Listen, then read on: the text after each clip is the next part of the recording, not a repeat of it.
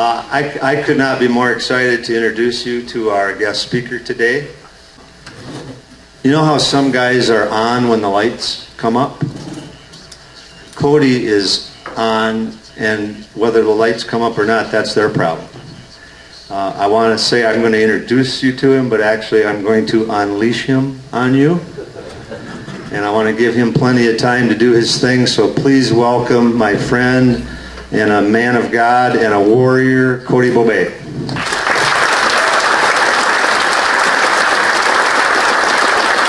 So, and actually that's, sorry Dave, I messed you up. And that's our third recipient of our Lionhearted Leadership Award is going to Cody Bobay. Thank you so much. Thank you. Don't be selling that online either. I will. Thank you. Thank you, Keith. Man, I'm so thrilled to be here, and I always value any time that I have to speak, especially to men. So we're going to make every second of this talk that I have count. And I promise, 100% guarantee, if you engage fully with me, you will leave here changed in your thinking. Before we jump into my talk, I want to go through a couple things. First, the man Keith that's up here. For any of you, this is your first time. I just want to tell you that what he said about me, man, like I've been around some of the best leaders in this country, and Keith is one of the most humble warriors that I've ever been around, and he genuinely loves people. I meet with pastors, I meet with leaders all the time, and sometimes you're like, they might be a little fake. Not Keith. He's the real deal. He prays for people. He loves you guys, prays for you. So just if you get a chance and you don't know Keith, take the time to do that, because he's a real blessing to my life, and I have the privilege to stay at his house for a couple nights while I'm here and just spend a lot of quality time with him, and it's a real blessing to my life. I'm very grateful for the opportunity to be up in Wisconsin and to be with you guys. I want to jump into really why I'm here. Why I'm here, and one of the main reasons, I did release a book on December 16th, and my book is the SoulCon Challenge, and really the heart of what I do. I do speak to mixed audiences, and I'm grateful for that, but the danger with me speaking is I might offend you, and I probably will, so don't get too angry at me. And that's why I wrote a book 100% to men, because we don't get our feelings hurt for that long, where sometimes with women they can get mad and write things on your social media pages.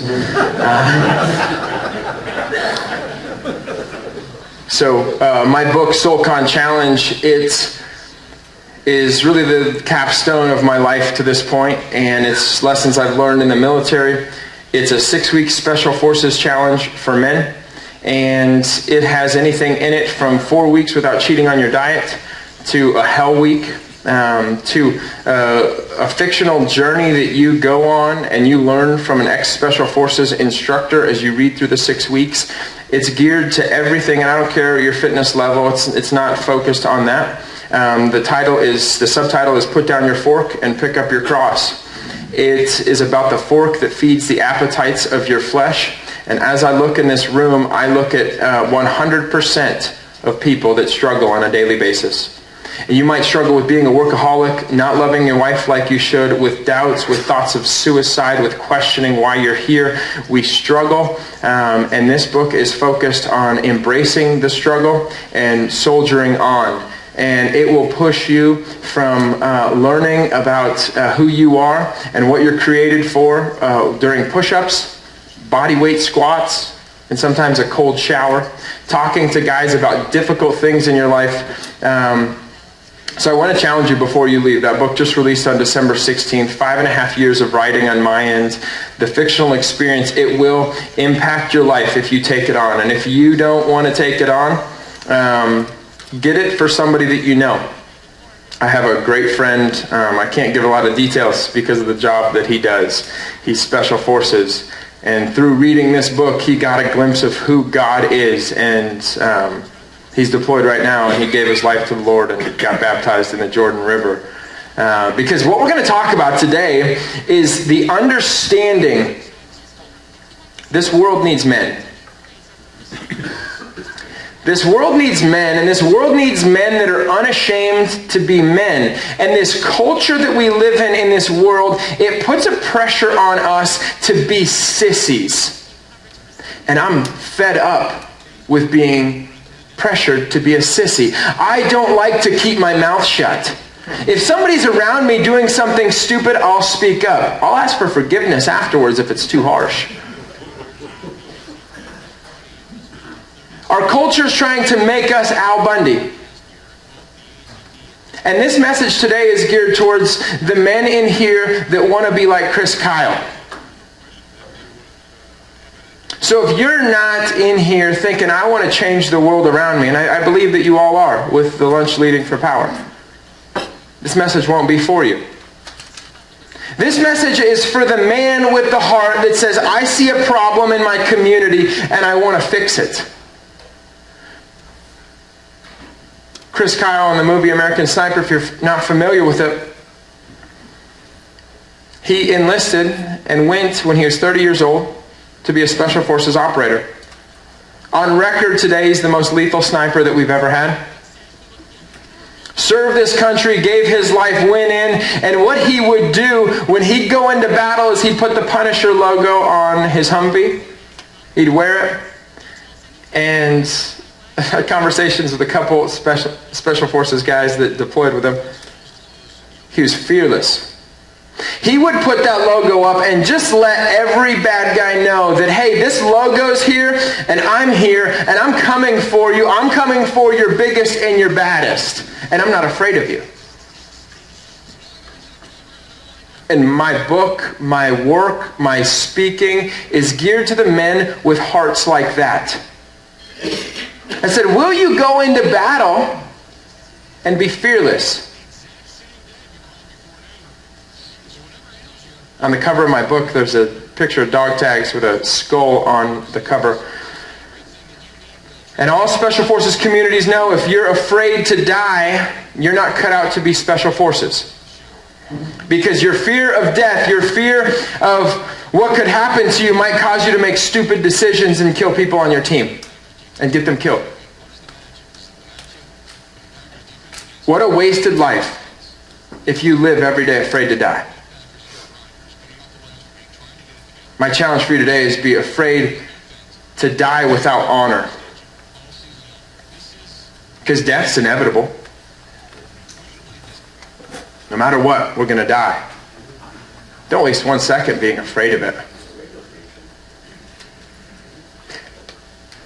But what's not inevitable is men standing in our communities and being warriors and seeing policies and systems that need to be changed and us looking at that and saying, I hope somebody else gets that. Because here's the thing. I've been married for 9.5 years, and I love my wife like crazy. We have 2 kids, a 4.5-year-old boy and a 3-year-old daughter. And there's one thing that I never want you to give my son. I never want you to give him a participation trophy. Ever. Thank you.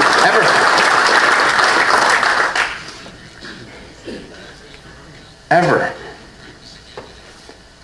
I want my son to learn, and this whole talk today is focused on rediscovering the art of winning.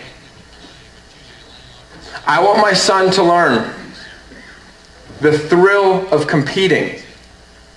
And I want him to learn quick that there's people that are better and stronger and faster than him. And if he doesn't work hard, he's not going to win. I don't want a trophy in his room that he didn't earn, that he doesn't look at and he's proud of and said, I gave it my all and we won. I don't want you to come to my son and tell him, hey, don't take it too serious. This life isn't about winning. Shut up. No. I want him to go to college. I want him to go into the military would be ideal. And I want him to understand what the Navy SEALs teach guys. It pays to be a winner. Because if you don't win against yourself and your emotions, and that's what they talk about, it pays to be a winner. If you don't give 100% in your life, you're wasting talent. And I look at my 4.5-year-old son, and I see talent. And I don't want him to think that he'll get a participation diploma from college. I want him to go there. I want him to push himself. I want him to learn in high school. And I want him to excel for the purpose of being the best that he can be. I don't want you to come to my son and say, you can be whatever you want to be. Because then he's going to end up on American Idol singing and he's going to suck. And somebody's going to say, why didn't somebody love him enough to say, you suck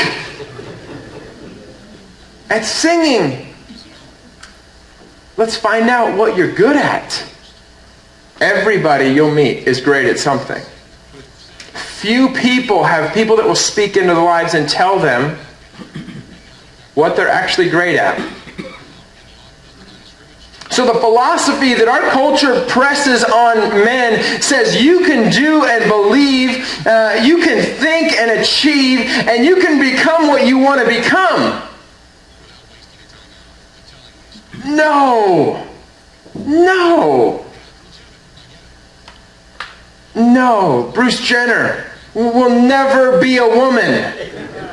He can win, in our culture, he can win Woman of the Year.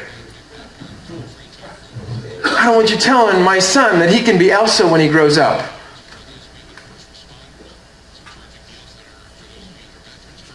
Vince Lombardi, one of the best people, quote, on winning.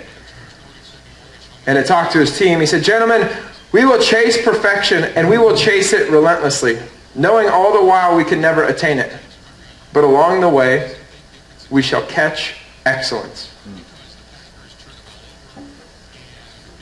I want you to understand something with being a winner. If you commit to be a winner, you're going to offend people. You're going to offend the losers. And I don't believe anybody on this planet is supposed to be a loser. There's times where every winner will fail, will lose terribly. But if you're committed to winning, if you're committed to perfection, along the way you're going to obtain excellence. And winners are committed to excellence. Vince Lombardi went on to say, excellence is achieved by the mastery of the fundamentals. Vince Lombardi didn't teach them that excellence is achieved by how pretty your end zone dance is.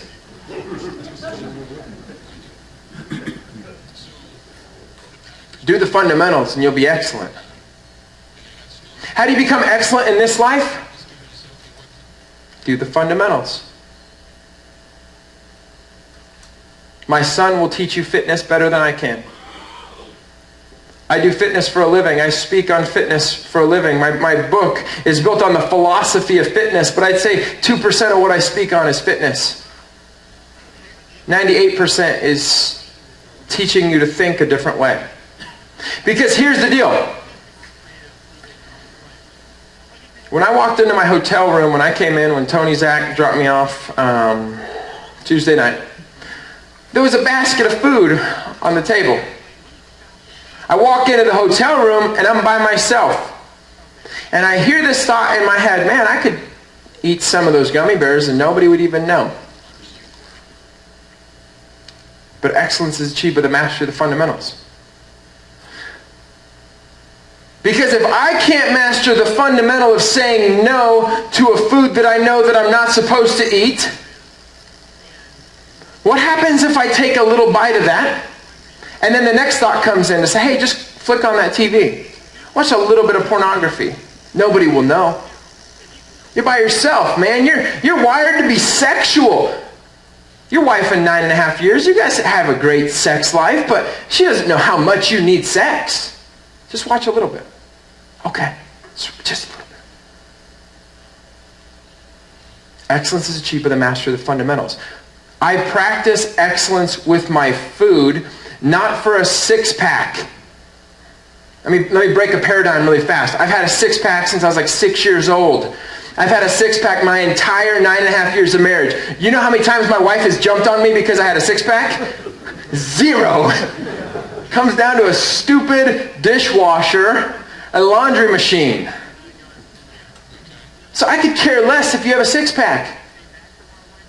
I do care that you're losing to food and an appetite for food. If you put a donut in front of you and you fail and that donut has mastery over you, get out of here. Come on, let's break free of that. If you put a line of cocaine out in front of me, and I used to be a drug dealer, and that line of cocaine has mastery over me, I have a problem. But winners are committed to excellence, and excellence is achieved by the mastery of the fundamentals. So we can't take, if you're in this room and you view yourself and you want to view yourself like a winner, you can't take the little things without high level of seriousness. Because the secret to success is doing those things that are normal excellently every day. One of the things that I want you to know about winners fuel their purpose more than they do their doubts. Winners fuel their purpose more than they do their doubts. Winners fuel their purpose more than they do their doubts. We all have doubts. Every one of you doubts something. Every one of you has those nights when you look in the mirror and you're questioning, is my marriage going to make it? Am I going to find somebody that loves me? Is my career going to crumble? Is my business going to fail? Are my kids going to go through a tragedy? Am I going to make it out of this? Should I just commit suicide and end it all? And you have a purpose inside of your heart that you have to fuel more than the doubts pressuring you about this life.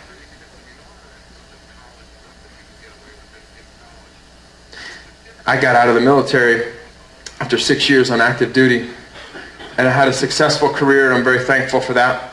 I did a lot in my time in the military, and I had a lot of people wanting me to stay in, but I knew that I was supposed to get out and step into wellness. And I had people tell me, I remember I got cornered by a chief and a senior chief, and they told me, you'll never make it. You don't even have a degree. I said, I feel like I'm supposed to get out. You'll never make it. You have a successful career lined out. You have a lot of money and a signing bonus that you could have and your family could have. I said, I feel like I'm supposed to get out. And I remember some of those nights with my wife there, and she's trusting my leadership decision, and I have no idea what's lined up. And my wife is trusting that I'm making the right call. And I don't have a degree. I have a lot of experience. Most of the experience I can't tell all of you guys about. And I can't put it on a resume. And I have a lot of struggles from that time. And I got out of the military. I had a lot of people tell me that, Cody, you will never write a book. You'll never find a publisher. Cody, you'll never be able to sell a book. And I remember I'd have to face myself in the mirror and say, I can't. I have a purpose inside of me greater than my doubts. So I'd have Post-it notes in my house, speaking life into myself. I got out of the military. Thankfully, I stepped into a successful career. My first job, I got paid more than the senior chief that told me that I couldn't get out. That just feels good. I wrote a book, and that book, first book, has sold over 14,000 copies. I finished through my master's degree. I wrote and released on my own my second book, 235 pages, 5.5 years. I spent more time fueling my purpose than I did my doubts. And a lot of you guys are in here right now questioning, is what they say truth, or is what my heart believes truth? Don't waste your life caring too much about what people think of you. Don't face your deathbed with regrets of, what if I lived that dream out in my heart?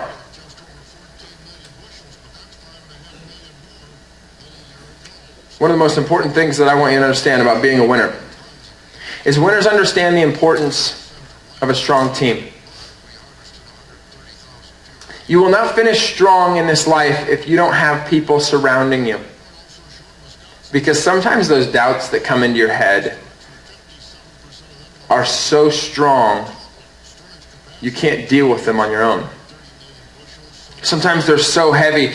And it's easy because we're all men sitting in this room and we're leaders in our field. And we're coming in and it's good to put on a smile, but what about those nights? Keith and I were talking last night and Tony and I were talking on Tuesday. What about those nights when you're on your knees and you can't even take it and tears are coming down your face? You're not sobbing. You can't stop the tears from coming because life is being so brutal to you. If we were all soldiers going into battle, you'd understand a battle buddy. And we have ex-soldiers in the room. Honored to be speaking to you guys. I went through a school in the Navy. It was called SEER School. How many of you guys have seen G.I. Jane? Any of you guys seen G.I. Jane? Really? Okay. Don't be embarrassed to raise your hand. I thought it was a good movie. So G.I. Jane goes through a school called SEER School. I know we have Brian, ex-fighter pilot, in the room. There he is, right back there. The man, he's been through SEER School. As the worst school in the world. Worst school in the world. So SEER School, Survival, Evasion, Resistance, and Escape. You go through this 6.5 day experience. And the first 6 days that you go through, you have to get taught on how to survive, evade, technically how to resist the torture tactics and what you can say if you're captured, and then how to escape a prisoner of war camp. And I'll never forget when they were teaching on the importance of the strength in numbers in your team. And this guy, my instructor at the front of the room, he starts to talk to all of us air crewmen and above. So some tough people with the country. About the importance and the technicalities of spooning. And I'm sitting there thinking, you're talking about what? With a hot woman? No, with another man. I'm out. I quit. And this guy, warrior, said, do you need to know this? He talks about proper spooning and body heat. And I'm cracking jokes, not taking it serious. So we go out 3 hours away from San Diego in December. Unbelievably cold. Canteens would freeze during the night. The first night I'm out there and I get a helicopter pilot and he's the skinniest guy on our friggin' team. So you get a parachute to stay warm. Now I wasn't a fighter pilot in the Air Force. They probably got nice warm sleeping bags. Just kidding, Brian. We got a parachute. And it was raining. Man, I hate being cold. So the first night, I'm sitting there thinking, okay, parachute, we got to share this parachute, and we're butt to butt. He's there, skinny little pilot, and I'm here. By the fourth night, I'm thinking about all the technical ways on how you spoon. You got to get as much clothes off as possible. You got to face each other. You got to breathe down in. By the fourth night, I didn't care. I cared about surviving and finishing the school. We were in our underwear here. And I was so angry that he was so skinny.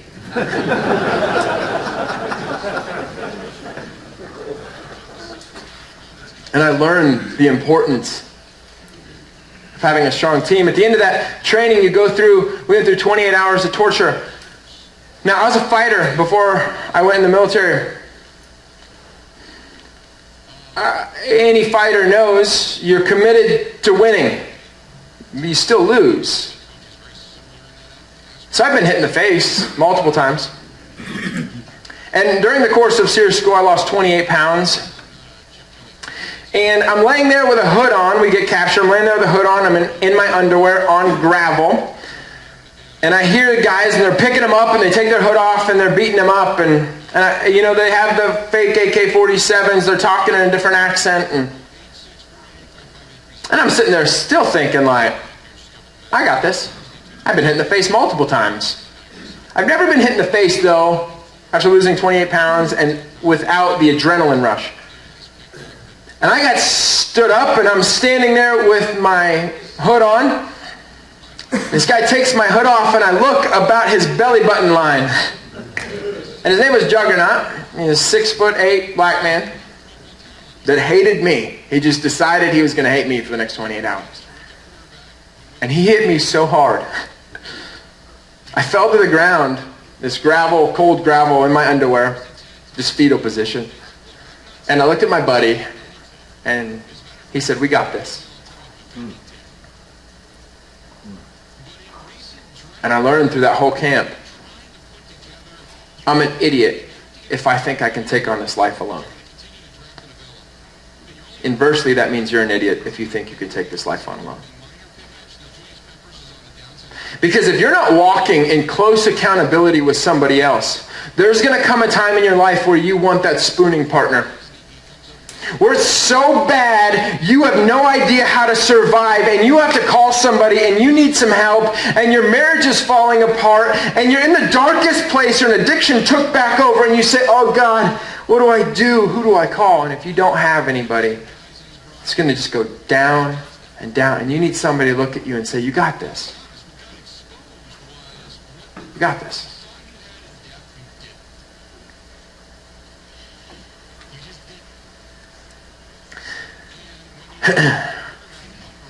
And men,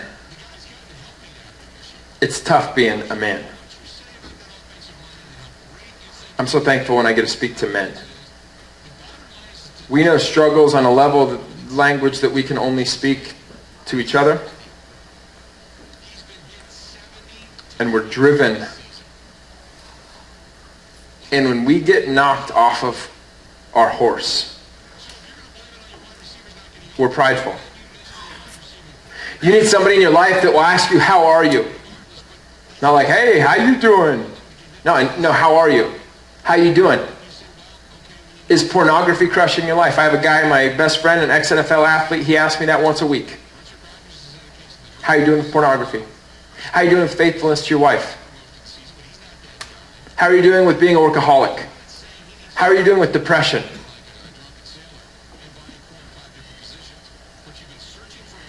So one of the best lessons that I learned in the military as we start to wind down my talk is that winners make the decision to win before the battle begins. Never forget that. This year, I'm from Oklahoma, and I've had the opportunity to speak to Oklahoma's football team, and thankfully, after that game last year, they won. I'm a huge Sooners fan. Had the opportunity to talk with Coach Stoops quite a bit. My best friend, ex-NFL football player, he's their chaplain. And you know what's cool about college football is the culture is winning. So you're leading up to a game, and I was out there when they played Texas Tech. I was on the sidelines with them, so I got the whole experience before the game. And I was with the team when they do their, like, nobody else can be in the room, but I'm there with, my dad was actually down from Colorado, my best friend, and I'm watching what they do before the game. They only focus on their past successes during this time, and they only watch motivational videos before they go out and compete. And they understand, and Coach Stoops does a great job with telling those guys, if you go into this game with thoughts of losing, thoughts of failing, more than likely you're going to make those thoughts a reality, and we can't do it. And so many guys I deal with, I look at them and I'm like, you have so much potential. But you spend more time looking at Facebook. You know all the Sports Center stats 10 times over.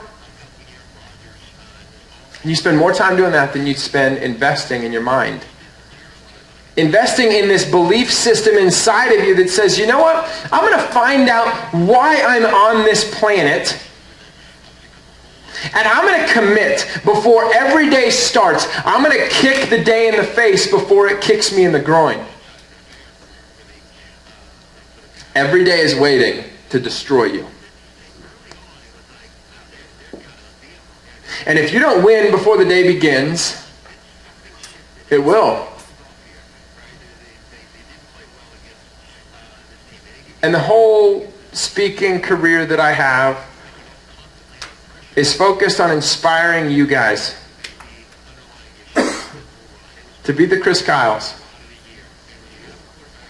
Whatever field that you're in. What would your life look like if you gave it 100% every single day? What would your life look like if you were committed to excellence in every fundamental task that you were given? Without a fear of having enough energy tomorrow. Exercise makes sense to Special Forces guys. Why does a sniper need to exercise? The same reason that you do. If you're not exercising and it's not a part of your regular routine, you are not practicing to win. And you need to. If it's walking for a half mile, if it's running for 5. If you're not exercising, and you're with me to this point, and we're rocking on being a winner. If you're not exercising, you gotta push a little bit. Because why does a sniper in the Navy SEALs, why does he exercise?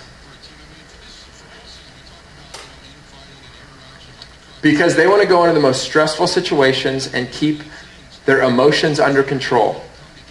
Because your emotions get out of hand, that's caused a lot by your blood pressure and your heart rate. They train to be able to control their heart rate. So while they're breathing out, to pull that trigger, their heart's not.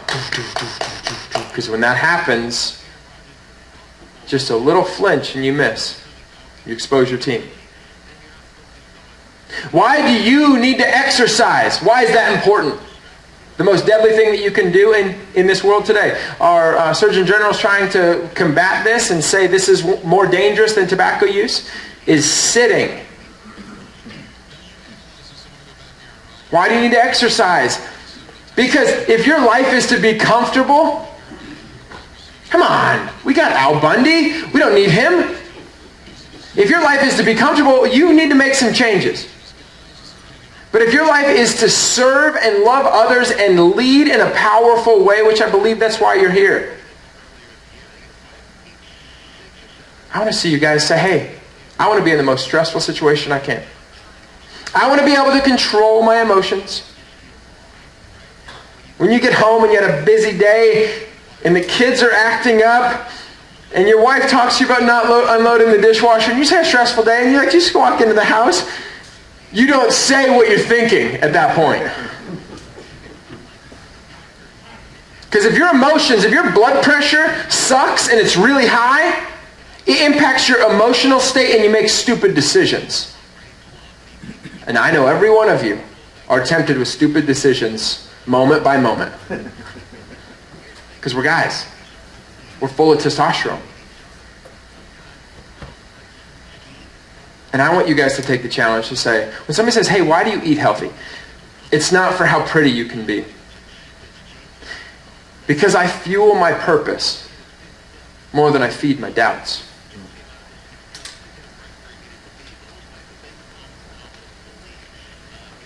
every time I eat, every time I drink something, I'm thinking about my purpose. Every time. I'm a freak with discipline.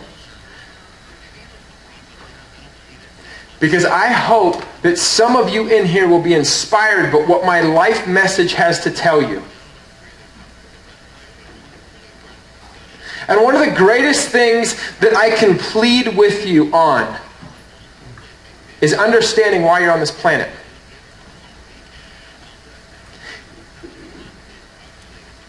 Because my big push today is to view yourself like a winner and understand that you're here to have an impact on the culture around you. You're not an accident. And when I talk, the second reason, when I talk about fueling your purpose, if you don't know who created you, you're going to be fueling different things on different days. When I was 18 years old, I was in the military. I went through, from 13 to 18, I really went through a lot. And I was an alcoholic. I dealt drugs. I was a fighter. And I joined the military. I joined the military. I committed to be Special Forces, those I was contracted in for. I passed the tests. I was physically elite. And I joined the military to get out. I said, man, the life that I'm living keeps snowballing. I keep doing things that I know are really stupid, and there's a lot of guys that hate me. And I keep messing around with that, and I'm going to get the wrong guy, and I'm going to get shot. I got to get out. So I may as well get out into an arena that I can jump out of planes and go kill bad guys. And that's what hooked me into the Navy. And I remember the thought of, man, maybe once I get in the Navy, I'll find my purpose. I know that I'm called to be a warrior. So I got into the Navy. 2 days later, I fell back into the partying, crazy lifestyle, even in boot camp. They made me the leader in boot camp on the second day, so I was over our 79 other men. And fell back into doing terrible things in the military. Fell back into drinking, having sex. Every time 2 a.m. comes and you're doing that stuff, you're looking in the mirror thinking, why am I wasting my life? Because I don't care how cool it sounds to have sex with these girls outside of marriage. The bad thing about that is it ends. And that's a human being. And you feel like crap. And when I was 18 years old, I submitted my life to Jesus Christ, and I said, man, I'm done. I'm done trying to find love and acceptance from everything other than you. And for the first time in my life, through a difficult life to that point, I found love and acceptance. And if you're in here today and you don't know that love and acceptance, crying as a man is not weak. Submitting your life to Jesus is the strongest thing that you can do. Because the final point that I'm going to leave you with is that winners know it's impossible to win if you don't know your final destination. And here's the truth, you're going to die.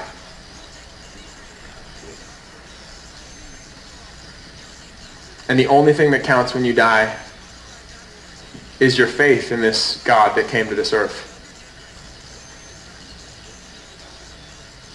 And did you put your faith in him? Because heaven's real and hell is real.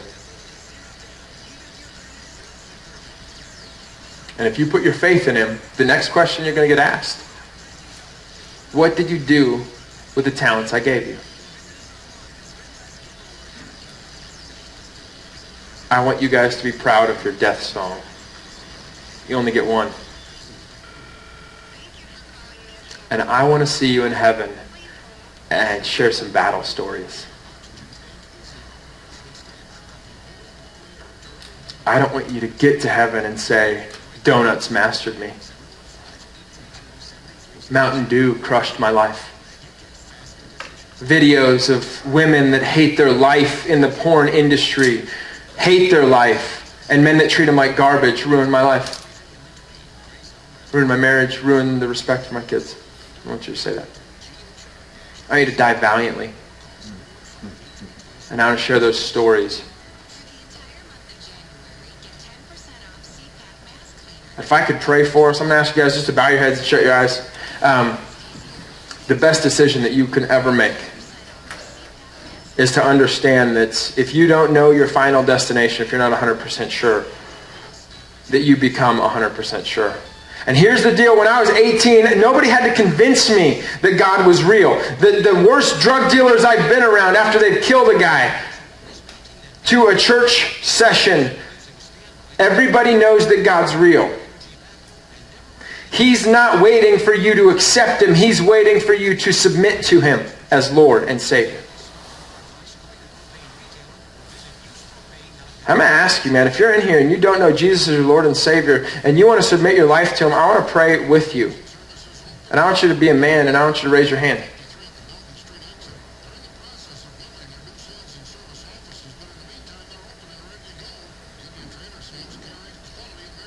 And if you haven't made that step, the strongest thing that you can do